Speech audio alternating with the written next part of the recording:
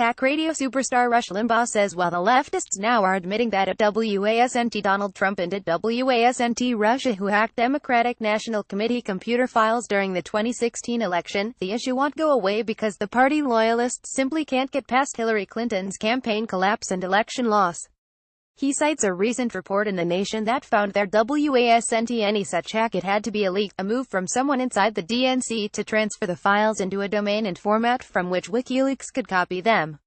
They've been forensically analyzing all of this, Limbaugh said Friday. The Nation has concluded that there wasn't even a hack of the Democrat National Committee computer network, the servers. There was no hack. It was a leak. He cites the report itself to reveal there isn't any evidence that Trump and the Russians had anything to do with it. However, that doesn't mean they won't continue on the warpath that so far has targeted both Trump and Russia as villains. Here's what I think is going on. The one thing that will never be erased that they believe, the one gospel that they have, is that Hillary Clinton got jobbed. They think that Hillary's campaign was sabotaged.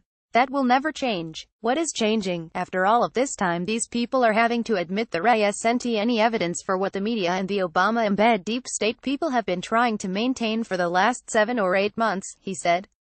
Sen. Tom Coburn has come up with the answer to a Washington bureaucracy that doesn't seem to care about the Constitution, or American people in Article 5 Convention, which he describes in smashing the D.C. monopoly using Article 5 to restore freedom and stop runaway government. He continued, Hillary still got jobbed. They want to know who did it. These people wanted to vote for Hillary. Hillary is a communist. The Russians are not communists anymore. The way to look at Putin is as a mafia don. He's not a community leader in the sense that Brezhnev or Andropov or even Gorbachev were. He cited the Nation's conclusions. In one evidentiary paragraph, they cite download speeds and data transfer speeds, and they have been able to go back and they've looked at the metadata in some of this and they have found it's been altered.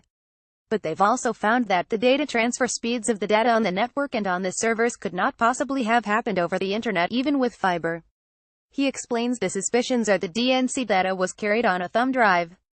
They're tired of playing around with this unprovable allegation that Trump did it. There's no evidence for any of this, he said. At the end of the day, Hillary Clinton got cheated, he continued. Hillary Clinton, who is a communist for all intents and purposes, she got jobbed. And they want to know who really did it.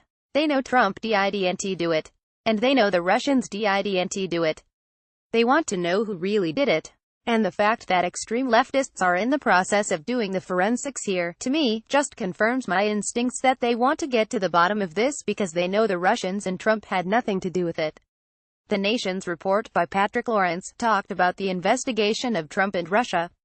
Lost in a year that often appeared to veer into our peculiarly American kind of hysteria is the absence of any credible evidence of what happened last year and who was responsible for it, the report said. It is tiresome to note, but none has been made available. Instead, we are urged to accept the word of institutions and senior officials with long records of deception. The officials profess high confidence in their assessment as to what happened. Few have noticed since these evasive terms first appeared that an assessment is an opinion, nothing more, and to express high confidence is an upside-down way of admitting the absence of certain knowledge, the report said. The report continued, there has been a long effort to counter the official narrative we now call Russiagate. This effort has so far focused on the key events noted above, leaving numerous others still to be addressed. Until recently, researchers undertaking this work faced critical shortcomings, and these are to be explained. But they have achieved significant new momentum in the past several weeks, and what they have done now yields very consequential fruit. Forensic investigators, intelligence analysts, system designers, program architects, and computer scientists of long experience and strongly credentialed are now producing evidence disproving the official version of key events last year. Their work is intricate and continues at a kinetic pace as we speak. But its certain results so far are too simply stated and freighted with implications. There was no hack of the Democratic National Committee's system on July 5 last year, not by the Russians, not by anyone else. Hard science now demonstrates it was a leak, a download executed locally with a memory key or a similarly portable data storage device. In short, it was an inside job by someone with access to the DNC system. This casts serious doubt on the initial hack, as alleged, that led to the very consequential publication of a large store of documents on WikiLeaks last summer. Rush Limbaugh said the fact is the Democrats want to know why Hillary failed. More specifically, they want someone to blame. And in their world somebody is going to pay for this because Hillary was going to win. They believed their polling data. They believed Trump is an idiot that nobody would support. They can't get past that. Who should they interview? There's a person they need to talk to, and that person's name is Debbie Blabbermouth Schultz. I think there you will find most of the answers to the questions they have, he said.